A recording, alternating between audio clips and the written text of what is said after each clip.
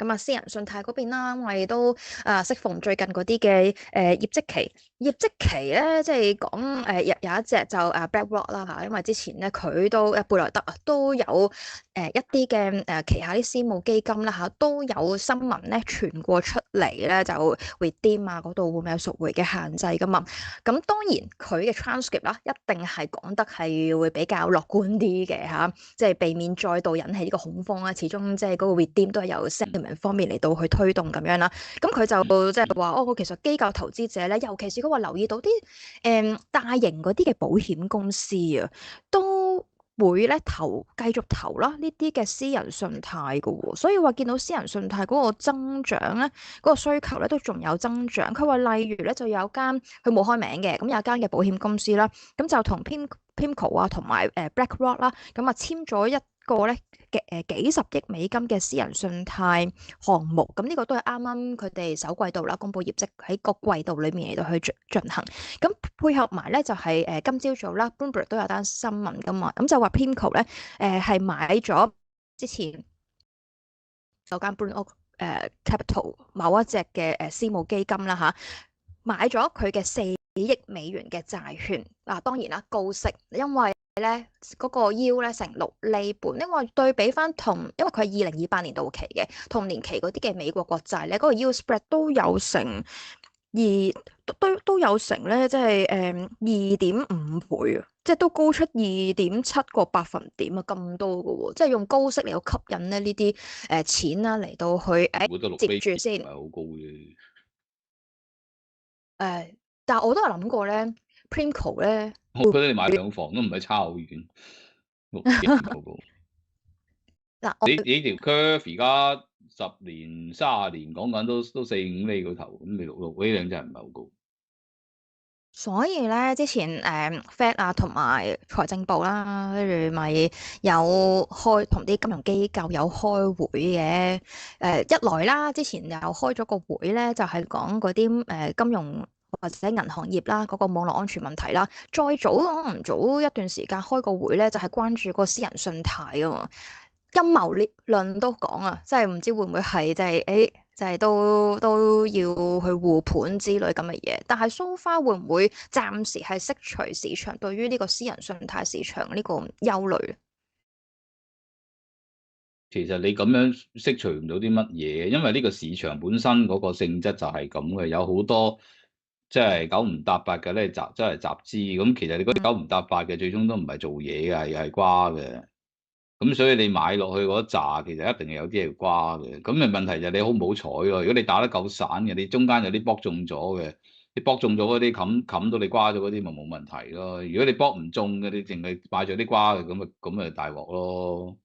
咁啊 depends on 你買幾多啦，即係唔知就間行唔知佢究竟 L 期幾重嘅幾 heavy 嘅 portfolio 去呢樣嘢嗰度。咁你有啲係太重嘅，咁啊即係好難講咯。咁你呢個市場亦都會繼續掄嘅。譬如而家你講緊係開緊係5、6厘、6、7厘嘅，咁 OK 嘅。你可能平過 P 嘅喎。美國個 P 而家幾多係咪？有係咪有啲4厘幾啊？但係唔係啦，6厘75啊，而家6厘，你個 P 而家6厘7。你而家你 P 都開到6厘幾，即係唔係啊？你唔一定借到啊嘛。即係你走去銀行咁樣借咧，如果銀行肯借俾你，都未必係6厘75借俾你啦。咁如果你喺銀行嗰度借係貴嘅，咁你譬如出邊有啲市場係拗到平啲翻嚟，咁咪平啲咯。咁但係你跟住落嚟，即係再去集資嗰啲，可能係越嚟越次級噶啦嘛。因為你大嗰啲都已經喺個主板度集緊啦，或者已經喺呢個市場度集緊資啦。你再加入嗰啲，咁其實都唔知係咪真係做到嘢嘅。咁你而家你新加入再買嗰啲，講真，你一路加入即係 supply 好 demand 好，新加入買嗰啲可能都係相對次級嘅喎，即係眼光可能渣啲嘅喎。咁你即係集資嗰啲又渣啲，買嗰啲又渣啲。咁你其實越做嘅話，會越嚟越多啲垃圾信貸咯。所以其實爆係必然嘅，即係揸住爆邊啲，爆着邊一個，咁到時影響大唔大咁解啫嘛。咁如果你爆住有啲個別嗰啲，咪佢嘅事啫嘛，冇所謂嘅。但係如果譬如某大有錢佬或者某間啲嗰啲叫做 family office 死咗，咪佢死咗佢嘅事啫。但係如果你死着嗰啲銀行咁咪大劑啲咯。咁銀行其實唔肯借俾你，其實銀行都會計數嘅，即係銀行又唔係話完全唔做，不過佢都會做，但係銀行有時間接會揩到。譬如你頭先講啦，保險會做，投行會做，咁你就保險、投行、基金會做，咁呢啲嘢都楞住銀行噶嘛。如果呢啲嘢出事嘅話，楞住銀行，咁佢點樣 transmit 呢啲風險過去，我又唔係好知。即係唔知條數幾大，你知嘅話大致上圍到唔知啊嘛，事實上。即係你譬如你睇盤帳 balance sheet 咁嘅 balance sheet，咁我哋咪就嗰堆嘢咯。佢唔會拆 break down 到俾你睇邊啲係呢啲嘢，邊啲唔係噶嘛。暫時咧已經公布咗嗰幾間啦，高敏啊、Wells Fargo 啊等等咧，就差唔多900幾億美金嘅，即係對於嗰個私人信貸機構嗰方嗱，面，我覺得你私唔私募信貸咧都係一個資問題。你成個 tech sector 咧，你咁樣集資法，集得幾一窩蜂嘅。你呢幾年咧，個個唔買嘢由自可買嘢，個個都係買呢啲。咁你而家呢個市場係咪真係咁賺錢咧？又唔係。你 so far 而家你同我講啦，你係呢方面專家，究竟呢啲嘢實際上喺你 bring in 咗幾多翻嚟？你除咗賣晶片嗰啲之外，賣真係投過一兩間有啲賣算力啊、賣算法嗰啲之外，你其他好多都好難賺錢㗎。嗱，我睇咧 Anthropic 啦，同埋 OpenAI 啦，咁佢都即係佢哋喺 podcast 度話，其實咧如果佢哋咧嗰個嘅研發，即係我唔搞咩 AGI 啦，我直情係嗰個 LLM 去到而家呢度就停，其實係賺錢噶喎，我唔搞啲咩研發，因為佢哋 point 係你而家係集緊嘅資唔係搞緊而家呢啲嘢啊嘛，你而家集緊嘅資係搞緊將來嗰啲嘢啊嘛。啦，我鬼唔知你就係點之前搞嗰啲，你之前搞嗰啲係頭啖湯，頭嗰陣梗係冇嘢啦，嗰啲都升晒上嚟啦。問題就係你呢個 moment 呢排集嗰啲資，你係講緊 AGI、AGGII、AGGII 嗰啲嘢啊嘛。咁你講嗰啲嘢，你到唔到位先得㗎？你最後咪 deliver 先得㗎？如果睇DeepMind 啦，即係 Google 入面啦，就話嚟緊5年之內咧，根據翻佢哋嗰個進度咧，即係話會access 到 AGI 啦，就唔係最近咧先至斷估出嚟嘅，因為佢哋都研究呢個 AGI 咧都超過10幾年㗎啦。咁由20年前，即係佢哋DeepMind 就已經有即係啲 co-founder 已經有咁嘅諗法，我哋就要 AGI 咁樣，咁所以一直搞到而家。佢話根據翻佢哋個 schedule，就仲有可能嚟緊5年之內啦。咁 AGI 用嚟做啲乜嘢咧？即係藥物研發啊、科學研究啊，即係科學嗰個嘅發現啊呢類型嘅。咁所但係你以都係少數公司賺晒嘅啫喎。如果你 N 間公司一齊搞呢啲嘢，我諗 end up 都係兩三間可能立晒成個 market 一大部分嘅啫。啱㗎，等於你啱㗎，即係之前嗰啲 Microsoft 立晒個軟件市場，Google 立晒嗰個啱㗎。型市場，都差唔多係咁嘅啫嘛。咁你而家你大規模間都係咁集資，即係我唔反對。譬如你投嗰幾間即係 Google 嗰啲集資，Google 嗰度我都好睇好嘅。佢你係咁集資嘅話，佢都冇問題嘅，你可以繼續買。但係你如果你除此之外，你其他嗰啲集資，即係你真係仲買得唔得咧？尤其是你頭先講啦，流動性嗰方面嘅問題啦，咁 SpaceX 啊，以及有機會OpenAI、Anthropic 啊，都會喺今年咧上市啊嘛。咁呢個就真係咧，我見到有觀眾留言啦，對於嗰個美股又好，咁即係個流動市場嘅流動性啦，都係一個好大嘅關口要過。唔知會唔會係呢樣嘢 SpaceX 上市令到個市隊啊？唔知係咪咁？你講邊度你嗰條流動性圖咧，嗰啲公司嘅流動性定係個銀行體系嘅流動性定係咩？市場嘅流動性，overall 成個市場。我覺得市場流動性又唔知，有嗰時埋到身先知嘅，因為往往個市隊嗰陣時，個流動性先緊嘅。咁你隊緊嘅時候，就大家知道有問題啦。所以你驚流動性有問題，同驚個市跌係同一件事嚟嘅。講呢句説話其實冇幫助我哋額外預測呢樣嘢咯。但係有啲嘢估得到，就係你而家做到咁大，又係嗰句你翻幾多錢翻嚟咧？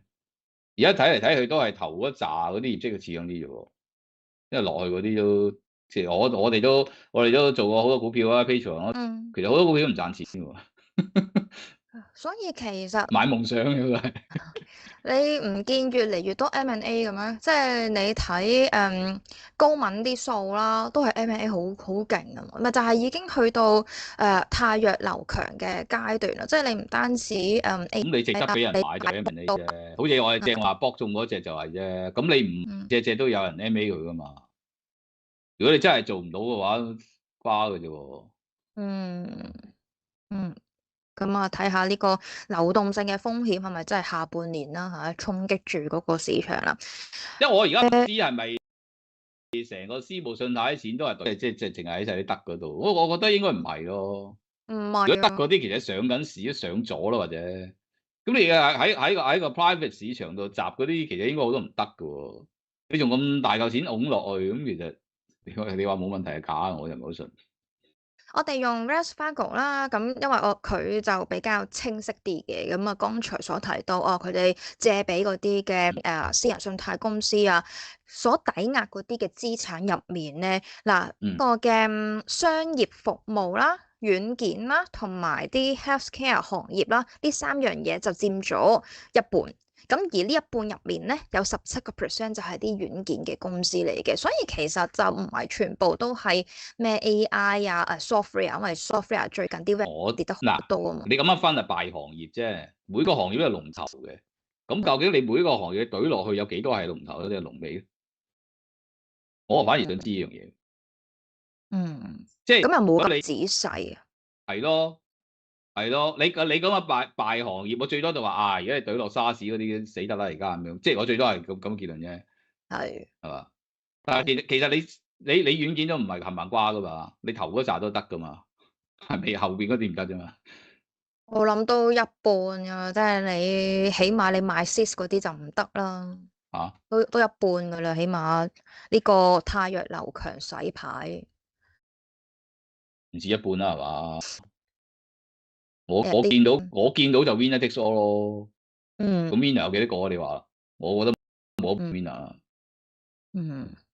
同埋點樣去同嗰啲 AI lab 咁樣去合作咯？即係你 database 嗰啲，唔喺度咁樣講啊，費事大家你話即係 database 嗰啲好掂啦，唔係咁嘅意思嚇。不過係佢哋都會有啲嘅合作嘅空間咁樣。咁所以呢度仍然都係嗰句啦，嗰個資產透明度嗰個問題。但係咧，頭先咪講咁佢梗係唔大摩透明，嘅即係嗰度啦。如果佢係透明嘅話，佢 IPO 咗啦，佢喺銀行借咗錢啦，梗係唔透明嘅，即係嗰度借。咁所以你一定即係呢個設計上個 by construction，你係唔會知道好多嘢喎。嗯，但係咧睇頭大蒙咧有啲搞笑，佢最近佢之前咧就咪喺啲媒體嘅訪問或者喺啲 forum 度咪曱甴論之外啦，咪話即係你個私人信貸市場嗰個閉口咁大嘅話，又點樣去擔心影響住嗰個金融體系？跟住咧係今次佢嗰個 earnings call 個 transcript 度咧，咁就話呢個信貸周期嚟嘅啫，咁你其實佢就話啲企業嗰啲咧，其實唔係佔最大，反而咧佔嗰個信貸啦最大咧係政府嗰啲嘅信貸嚇。咁呢度咧就睇乜嘢啊？你講借出去嗰個定係即係buy loan 定係 sell loan 喎？你講呢個係借款人。即係 sell loan。唔係唔係買佢哋呢啲嘅資產嗰啲人，係借款人。咁佢就話係政府咁，所以咧就呢個嘅信貸嘅周期嘅波動啦，究竟會點樣去衝擊金融體系嘅影響啦都係睇下呢啲嘅債務集中咗喺政府身上，嗰個影響性會係點樣？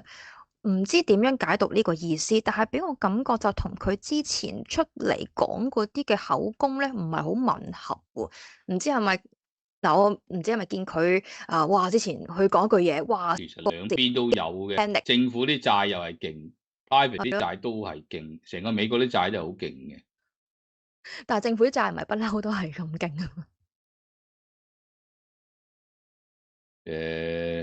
政府債就如果有問題，即係會影響啲 macro 嗰啲嘅嘢咯，債息啊、通脹啊、匯價嗰啲咯。但係如果你私人市場嗰個債嘅問題出事，就影響比較 focus 啲咯。喺股市度見到嘢咯。嗰個 corporate market，即係嗰個叫做信貸債務信貸嗰個市場出問題咯。即係股債市多問題啲咯。咁如果你政府嗰邊就匯市啊、息口啊、個債市嗰邊多啲問題咯。咁講。咁因為咧，佢而家畫面上面呢個咧，就係佢幾日前啊，喺業績出之前咧，佢有個2026嘅致股東信咁上下咁啊 list out 咗咧幾大嘅市場啦、風險潛在嘅風險要關注啲乜嘢啦。咁佢就話最大嗰個令到佢最憂心、最擔心咧，就係滯脹。咁呢個頭先我哋都有提到嘅，咁啊博士都有解釋過，就未必真係咁樣去發生啦嚇，所以博士嘅睇法應該同阿 Diamond 就好唔同啦。咁佢咧比較關注喺個私人信貸個市場點樣去發酵，跟住咧話真係爆煲，就牽連嗰個系統性嘅風險咁樣。我都關注，但係你話而家呢個 moment，邊樣逼埋身緊，即係逼得緊啲，似國就 private 嗰個緊啲嘅。政府啲嘢就從來拖得噶嘛。你話如果佢有債有成咁印錢咯，有貨幣政策噶嘛，有財政政策噶嘛，佢好多橋可以喺呢方面去拖延。即係美國都拖幾廿年啦，你話咁多債，咁拖佢拖到佢過會，佢關難過關過都關佢又冇嘢。但係如果你信貸又唔係，如果你即係始終對政府嚟講，即係債唔還咪遲啲還咯，咪印俾你咯。但係 private 唔得噶嘛，你間公司還債俾你唔還違約噶喎，係咪？即係喺 private 同 public 嗰個分別就係你唔對稱噶嘛呢樣嘢，你唔可以拖噶嘛。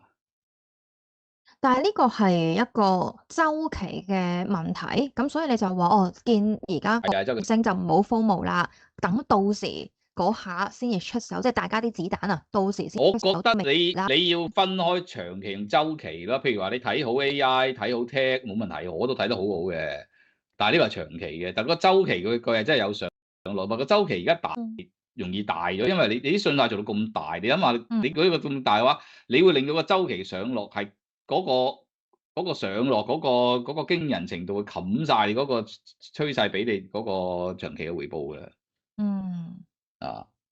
咁所以你如果你短線嚟講，你一定要睇周期。就算你中線嚟講，你應對呢個周期嘅時候，都唔好太重。太重嘅話，你掟落嚟，你係即係你個心理負擔好大，或者甚至即係導致你真正有你自己嘅流動性或者財政壓力都有機會。咁你自己就住咯，都係。都留意下，因為見到咧頭先話美股啦、Nasdaq 啊、S&P 啊都反彈得10幾個 percent 啊嘛。咁咧你見啲錢咧都係流向一啲半導體啊等等嗰啲嘅板塊啊股票嗰度嘅。哇 ，SanDisk 好勁喎，年初到而家升咗2倍啊！咁啊，大家都如果想了解下啦啲半導體股嘅熱潮啦，仲可以做啲乜嘢嘅部署嘅話咧，嗱大家啦都可以打開牛牛 app。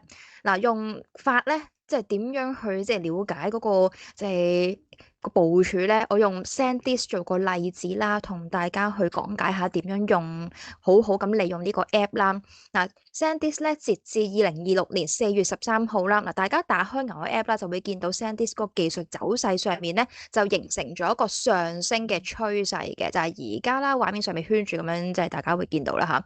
咁如果咧你哋自己咧都會有一個目標價，又擔心咧即係局勢都仍然都仲會波動啊，影響住個股價會回落咧，miss 咗你哋嗰個心水嘅價位啦。